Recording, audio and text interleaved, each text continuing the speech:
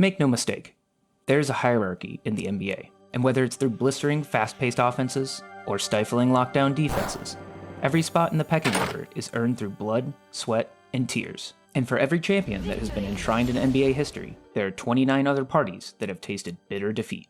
But each new patch breathes life into the game, party compositions are changed, and new talent is brought in to deal with existing threats. And with all of these changes comes yet another chance at eternal glory. But not everything has changed in the 2026 patch, and one of the most consistent trends this time around has been the dominance of the Thunder party. Coming off what ended up being one of the strongest performances in NBA history, they're poised to repeat their performance, blitzing the league to the tune of a 41-13 start. But are the Thunder truly as overpowered as some in the game's community would lead you to believe? Well, the short answer is yes. The Thunder are an exceptionally well-rounded team, and the undisputed top party in the current patch. Their defense is one of the best in the league, coming in with a stunning 107.5 net rating, ranking them among some of the highest rated parties of all time.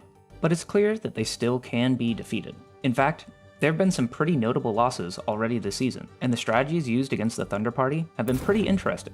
So today, we will be doing an in-depth look at the Thunder party's abilities, stats, as well as their notable matchups, ultimately answering the question, can the Thunder party be beaten?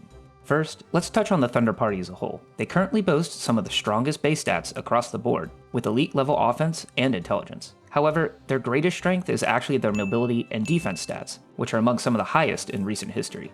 We also can't speak about the Thunder without mentioning their unique party ability, Swarm, which gives a team-wide buff to their steal and block stats when assisting their allies on defense. And while the Thunder aren't pioneers of this ability, as it has been used in multiple different prior expansions, they leverage the ability to its absolute limits, and it has been consistently pushing them into historically great territory. They also have a few other important traits that are essential to their success, which aren't necessarily unique party abilities.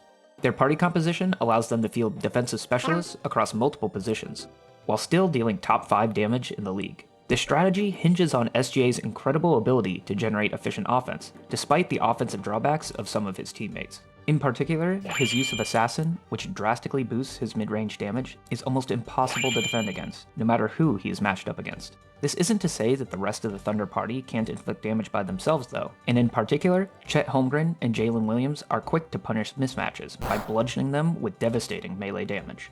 Now, let's move on to the Thunder's weaknesses. And yes, it is true that the Thunder have multiple lineup options that can subvert some of these weaknesses, but it's important to note that these come with various trade-offs, mostly a reduction in their defensive abilities, which in turn reduces the effectiveness of their primary strategy, Swarm. The decision to field multiple defensive specialists has also come at the cost of ranged attack. This has been exaggerated by Jalen Williams' relatively poor ranged efficiency in the last 2 years, which is currently hovering around just 31%. Similarly, Caruso's build focuses on hypermobility and defense, and multiple parties have chosen to allow him to go unguarded from range and take their chances with his relatively low damage. We can see here as Caruso is left entirely alone by Victor Wembanyama, who is practically daring the Thunder to shoot. And when Caruso's shot isn't falling, his opponents pack the paint, which deters SGA from driving to the rim and effectively stalls the Thunder's offense entirely. The Thunder have also been plagued by durability issues this year, which have ranged from a hamstring debuff on Jalen Williams earlier in the patch, to an abdominal debuff to SGA just this past week. These have stacked up so high that there is even a possibility of the mods getting involved, who have just begun investigating the source of all these debuffs. Okay, let's talk about matchups. As we have discussed, the key feature of the Thunder's defense is their speed, coupled with their Swarm ability. These are most effective against smaller teams that lack individual playmaking ability, and who primarily rely on team play to generate efficient damage. However, against isolation threats, particularly those that specialize in melee damage, these strengths are somewhat negated.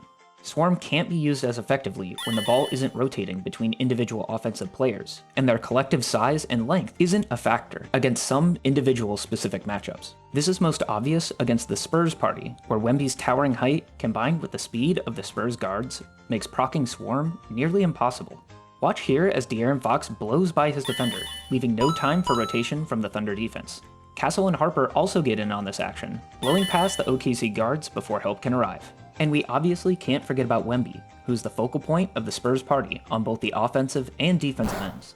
As an individual player, his stats across the board are actually insane, and he's unlocked a brand new ability this patch, Long Reach. We've mentioned this ability on the channel before, and Wemby being allowed to extend his already god-tier reach is honestly completely broken. This ability also works perfectly with his melee damage threat, and we can watch as he thunders down a dunk over one of the tallest players in the league in Chet Holmgren, completely ignoring his insane block radius. There is simply no other player in the league capable of inflicting damage like this. Even away from the basket, his size and length make it almost impossible to utilize Swarm effectively, as he can pass over double teams with relative ease, or use his verticality to keep the ball out of the reach of the Thunder's smaller defenders. The Nuggets, on the other hand, are a much more favorable matchup for the Thunder. Jokic's relative lack of rim protection in comparison to Wemby makes SGA an absolute force, and he consistently weaves his way into easy melee damage. And when the Nuggets have countered with packing the paint, he has assassinated them from mid-range, or found his other party members for wide open shots.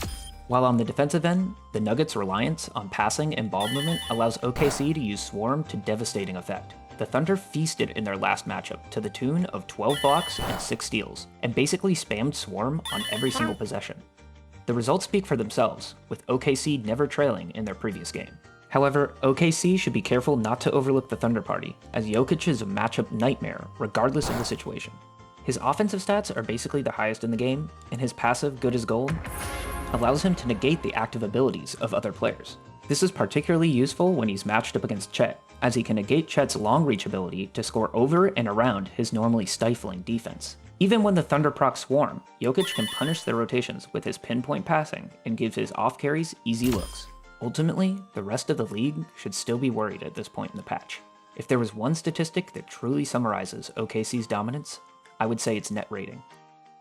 Basically, how many points do the Thunder score compared to their opponents on a per possession basis? It's a good rule of thumb for how dominant a team is in comparison to the rest of the league. And despite their recent setbacks, the Thunder haven't just been good this patch, they have been historically dominant. An average team should settle right around 0. And we can see the great teams this year are hovering in the 6 to 8 range. OKC, however, is at 11.5. This is almost double the next best party in the West, the Spurs. For some context, the 96 Bulls, considered by many to be the best team of all time, had a net rating of 13.4, and last year's Thunder party, who ran through the rest of the league, they sat at 12.8. So in an expansion that's been designed to limit party spending and promote parity, OKC is statistically looking like one of the most dominant parties ever produced. Thanks once again for watching the video.